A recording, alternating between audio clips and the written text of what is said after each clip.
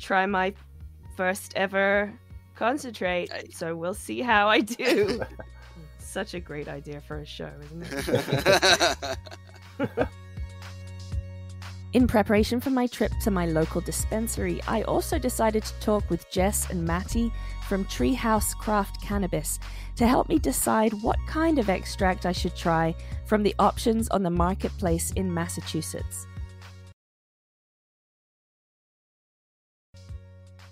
So let's talk about what it might look like when you come into the store and ask to look at some concentrates. They all look a little bit different. So you might get hash or wax or crumble or shatter or keef. Yeah. It's all a little bit different. It all looks a little bit different. Where would you suggest somebody starts when they're looking at all these different items? It really is just a physical texture when you hear the batter versus shatter versus diamonds. It doesn't necessarily change, your high or your experience, other than the fact that you might, when you get up to the shatter and the diamonds, the harder objects, you just need to evaporate at a higher temperature. But they're really all the same, will provide the same experience. It's just what it looks like, and that's how they're named. I see. So it's not just the texture that looks different. It's also going to be the taste, the color, the extraction process, but the high itself will be pretty similar. It actually depends on the strain, really, too, that you're pulling from, right? The high will be similar to what you might experience from that strain, and it might be a little bit more effective in depending on what you're getting. So, for example, it's all on a spectrum of, like, let's say we have like high terpenes, low THC on one end of the spectrum, and we have low terpenes and high THC on the other end of the spectrum.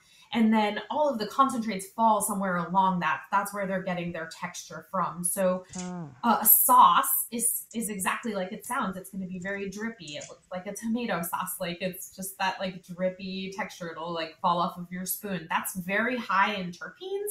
Tends to be a little bit lower in THC, in your TAC content, your cannabinoids.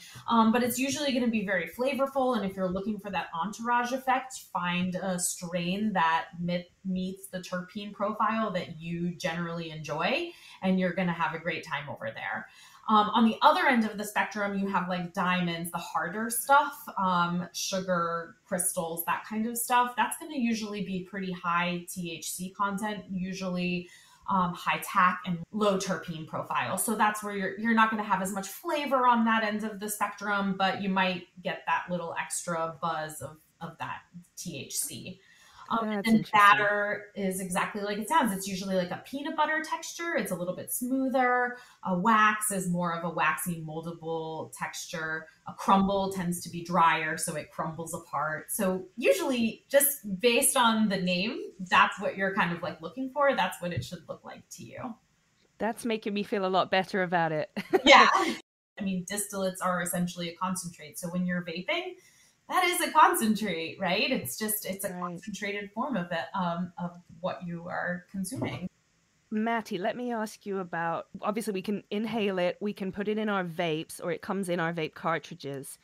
Is it also a concentrate, can be in a topical? Can it be in a tincture? Yes, that's actually a great question, because that's not something that a lot of folks think about very often. And that is actually something else, once again, that you can find over at Treehouse. And I mention that because it is a very limited item called Rick Simpson oil. And that's a concentrated topical, like you just asked about, was created by a man named Rick Simpson. And he had skin cancer, actually, and created this topical because no other treatments were working for him. He started applying it to his skin, and lo and behold, he treated his own skin cancer. So it is absolutely still used as a very, very strong, healthy topical nowadays. We even actually also use it as an edible, something to ingest. It's probably one of the most potent things on our menu for those who are looking for a real kick. So there are certain ones that are smokable, and then there are definitely certain concentrates that are not to be smoked. Yes, and that's for this like scientific aspect, the ones that are the edibles, the topicals, the reason those are used even without having to apply heat using a torch or like the e-rigs is because it's already gone through a whole process called decarboxylation. So they're taking out a carbon group in that material so that your body can actually already ingest it and process the THC without having to heat it and evaporate it. Gotcha. Okay, this is starting to make some more sense. All right, I am learning. This is good. So, final question, whether I pick something that's extracted with or without a solvent, whether I pick hash or diamonds or source, it's all very high potency. Like my bud can be 10 to 30% THC, but extracts can be like up to like 60 to 80% THC. And I'll be honest, that scares me a little bit. Jess, should I be scared? I don't expect someone to come into a store for the first time ever, never having consumed anything, and to jump right into concentrates. I can understand how that would be really intimidating. But I have always been a flower consumer, and I know you are, Britt, too, from listening to the podcast. And if you have an appreciation for the different flavors and terpenes in your flower, you are going to make the transition into concentrates very easily. All right. I think I'm a little less scared and a little more excited. Yeah. This has been very useful, very helpful. Thank you guys so much. Finally, I felt like I was ready to head into my local dispensary, ComCan in Millis, Massachusetts, to narrow down what concentrate to buy and to get a little instruction on what equipment I should be using to do a dab. All right, so I brought something with me because I saw it in a store and I was like, I think this is what I need to dab with. I'm going to bring it with and see if this is all I need. I just put this in my pipe. Is this what I need to dab? This is just like a little glass piece. So that's a 90-degree banger. That's what the banger is, the name of this, like that shape. Okay. We chatted about a few of the different pieces of equipment I could buy to get dabbing without shelling out $200 for an electric dab machine. I could either get a dab rig, which looks kind of like a glass bong, but requires a different attachment than the bowl that you'd put flour in, and it's called a banger or a nail, made of either quartz or titanium. Dab rigs also required a cap to put on top of the banger or nail while you inhale it, and it all got pretty technical from there about how to heat it properly and really make it work. Alternatively, I could buy a nectar collector, which looks like a long glass straw, and it comes with this little bowl that you put the concentrate in. You heat the tip of the nectar collector to melt the concentrate, and then you sip up the end of it like it's a straw to inhale it. A nectar collector sounded pretty foolproof, so I went for that. Okay, a lot of trial. It's going to be a fun weekend, I'll tell you what. I'm going to be laid out, but somebody's got to do it.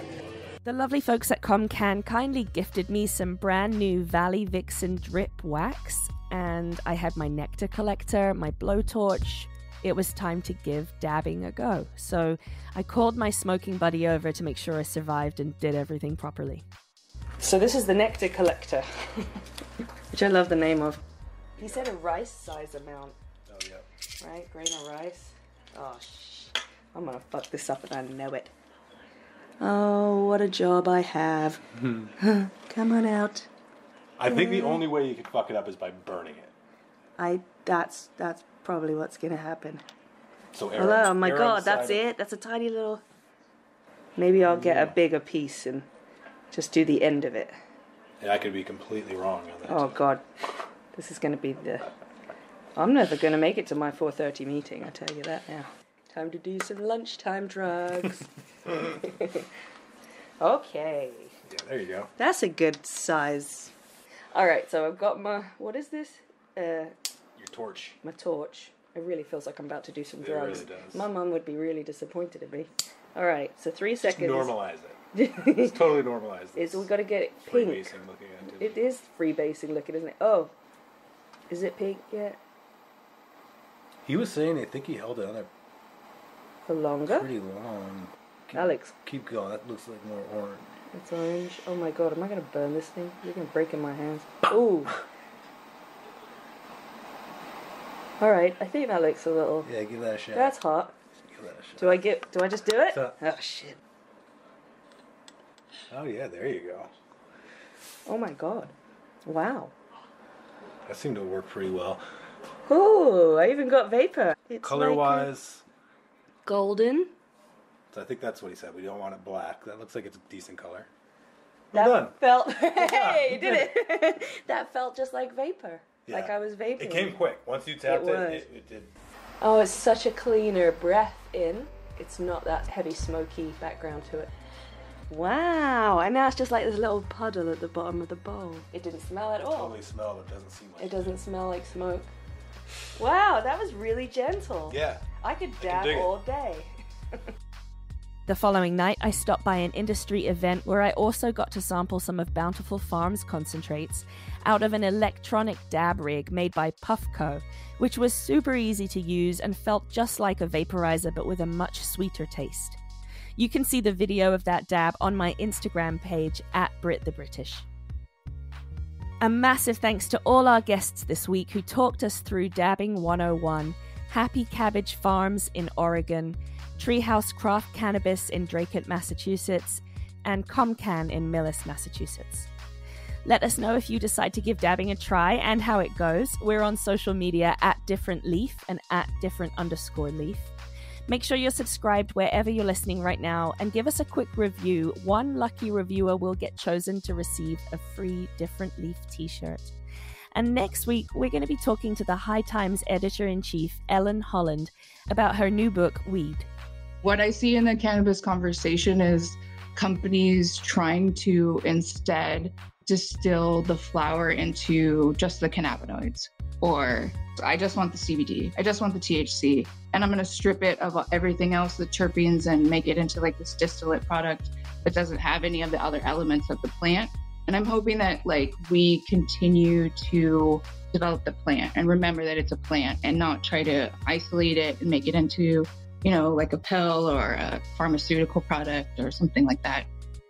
Different Leaf, the magazine, is out now at more than 1,500 dispensaries and bookstores across the US and Canada. Go to differentleaf.com to find your nearest seller or to buy any issue of the Different Leaf magazine. That's differentleaf.com.